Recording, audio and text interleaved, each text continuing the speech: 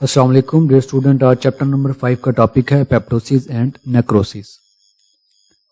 Apoptosis और necrosis जो है ये दोनों सेल को डेड करने के मैकेनिज्म है। एपोप्टोसिस में क्या होता है is one of the main types of program cell. इसमें एक प्रोग्राम के तहत मनसूबाबंदी के तहत सेल को डेड किया जाता है। वो मनसूबाबंदी किस तरह से की जाती है, वो मेथड क्या है वो देखते हैं। During apoptosis cell shrinks and become rounded due to the breakdown of cytoskeleton by enzymes। क्या होता है, सेल श्रिंक हो जाता है। श्रिंक क्यों होता है? सेल के अंदर साइटोस्केलेटन होते हैं जो सेल को सपोर्ट करते हैं, सेल को एक्सपैंड रहने में मदद करते हैं। जब साइटोस्केलेटन ब्रेक हो जाते हैं तो सेल श्रिंक होना शुरू हो जाता है, सिकुड़ना शुरू हो जाता है। और साथ ही न्यूक्लियस के अंदर मौजूद जो क्रोमेटिन मटेरियल है वो कंडेंस होना शुरू हो जाता है, सिकुड़ना शुरू हो जाता है क्रोमोसोम का मटेरियल। और फिर इसके अलावा इसके इर्द गिर्द जो मेम्ब्रेन होती है जिसे न्यूक्लियर एनवेलप कहते हैं वो भी ब्रेक हो जाती है। और जो ये क्रोमेटिन मटेरियल होता है ये काफी सारे क्रोमेटिन बॉडीज में चेंज हो जाता है। और फिर इसके अलावा सेल मेम्ब्रेन इर्रेगुलर बर्ड्स बनाती हैं। कुछ छोटे बर्ड्स, थैलियां, सैक लाइक स्ट्रक्चर, कुछ बड़े जो हैं वो बनाना शुरू कर देती है। उसको कहते हैं ब्लब्स। बायो के अंदर स्पेसिफिक नेम है ब्लब्स। और ब्लब्स जो है उस सेल से अलग होना शुरू हो जाता है। और जब वो अलग होता है उसको कहते हैं पेप्टोटिक बॉडीज कहते हैं। और फिर इसके बाद इन पेप्टोटिक बॉडीज को बॉडी के दूसरे सेल जो है वो निगल लेते हैं, फैगोसाइटोस्ट कर लेते हैं। ठीक है, ये शॉर्ट क्वेश्चन भी आता है, बड़ा इंपॉर्टेंट टॉपिक भी है पेपर के पॉइंट ऑफ व्यू से। ब्लब्स और पेप्टोटिक बॉडीज में डिफरेंस आता है। एपोप्टोसिस और नेक्रोसिस में शॉर्ट क्वेश्चन में डिफरेंस आता है, फुल जो है ये लॉन्ग में आता है। ये मैकेनिज्म है सेल के अंदर, ये सेल का न्यूक्लियस के अंदर डीएनए जिसे क्रोमेटिन बॉडीज हम कह रहे हैं। और फिर इसके बाद सेल के अंदर cell organelles, mitochondria, endoplasmic reticulum, Golgi फेटस वगैरह एटसेट्रा। इसमें एपोप्टोसिस किस तरह से होती है? इसमें जो न्यूक्लियस है वो ब्रेक हो जाता है। ठीक है, स्मॉल स्ट्रक्चर में छोटी छोटी बॉडीज में चेंज हो जाता है। और फिर इसके अलावा इसमें ब्लब्स बनना शुरू हो जाते हैं। ये ठीक है, birds like structure, cell membrane बाहर की तरफ ग्रो करना शुरू कर देती है। और जो एपोप्टोटिक जो सेल ऑर्गेनेलिस हैं इन बॉडीज के अंदर आना शुरू हो जाते हैं।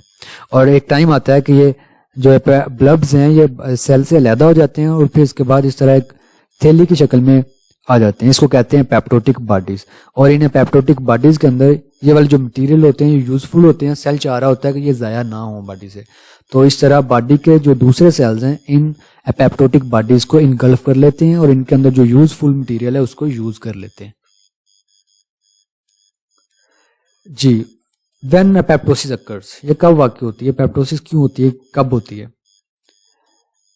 When cell is damaged or undergo a stress condition, जब एक सेल डैमेज हो चुका होता है, ठीक है, वो प्रॉपरली काम नहीं कर पा रहा होता है या स्ट्रेस कंडीशन में होता है, तो एपोप्टोसिस चाह रही होती है कि सेल के अंदर जो डैमेज सेल है उनको बॉडी से रिमूव कर दिया जाए। और जो डैमेज सेल हैं वो जो सेल के न्यूट्रिएंट्स यूज कर रहे होते हैं, यूज तो कर रहे होते हैं लेकिन कोई फंक्शन परफॉर्म नहीं कर रहा होता, तो इस तरह दूसरे सेल का हिस्सा भी खुद इनगल्फ किए जा रहे होते हैं।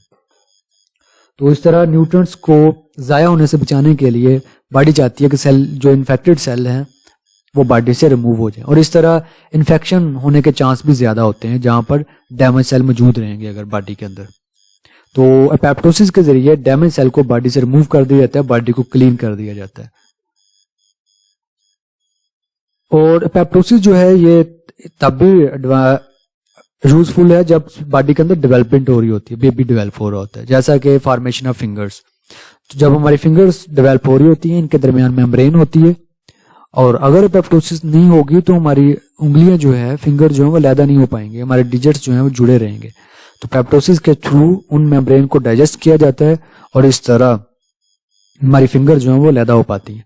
और इसी तरह वुमेन जो बेबी होता है, एम्ब्रियो होता है, उसके अंदर टेल भी डेवलप हो रही होती है। एपोप्टोसिस की वजह से उस टेल को, उस दुम को डाइजेस्ट कर दिया जाता है। अगर एपोप्टोसिस नहीं होगी तो वो टेल जो है वो डेवलप हो जाएगी और एक बेबी के अंदर भी दुम होगी, इंसान जो है वो दुम के साथ आएंगे। कितना अकवर्ड लगेगा ये। और एक अडल्ट वुमेन के अंदर डेली 50 से 70 अरब सेल जो है वो डाइड होते हैं एपोप्टोसिस के थ्रू। इतना ज्यादा डेब्रिस होता है बॉडी के अंदर।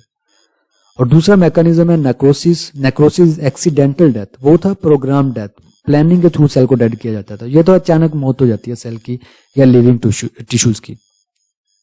नेक्रोसिस जो होती है लेस सीक्वेंशियल होती है देन एपोप्टोसिस। इसमें सीक्वेंस नहीं होती, जिस तरह उसमें सेल श्रिंक होता है, साइटोस्केलेटन ब्रेक हो जाता है, ब्लब्स बनते हैं, पेप्टोटिक बॉडीज बनते हैं, इसमें ऐसा नहीं होता। और नेक्रोसिस कैसे काज होती है, कब होती है? जब बॉडी के अंदर कहीं इंजरी हो जाए, जख्म हो जाए, इन्फेक्शन हो जाए, बैक्टीरिया अटैक कर दे या कैंसर हो जाए, उस वजह से नेक्रोसिस होती है। और या फिर हाइपोक्सिक इन्वायरमेंट हो बॉडी के अंदर, ऑक्सीजन की कमी हो जाए सेल के अंदर, तो उसकी वजह से भी नेक्रोसिस होना शुरू हो जाती है, सेल डेड होना शुरू हो जाते हैं। नेक्स्ट इसका मैकेनिज्म होती किस तरह से है। सेल के अंदर लाइसोसोम्स होते हैं जिनके अंदर डाइजेस्टिव एंजाइम्स होते हैं।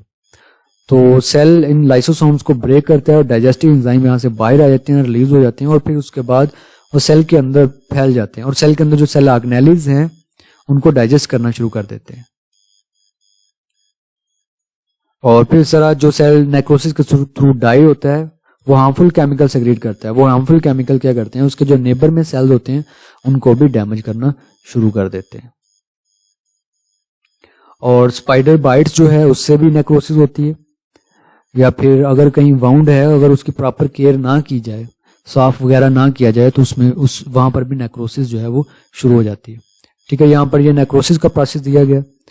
इसमें नॉर्मल सेल्स जब इसमें इंजरी आ जाती है कहीं, तो फिर क्या होता है कि जो इसके अंदर लाइसोसोम्स हैं वो ब्रेक हो जाते हैं। जब वो ब्रेक होते हैं तो उनके अंदर जो एंजाइम्स होता है, बड़ा तेज तरह के केमिकल्स होते हैं, एसिड होते हैं, तो वो क्या करते हैं, बाकी सारे सेल को डाइजेस्ट करना शुरू कर देते हैं, ब्रेक करना शुरू कर देते हैं।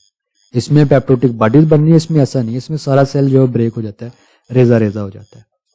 तो ये था necrosis, accidental death of cells. अल्लाह हाफिज।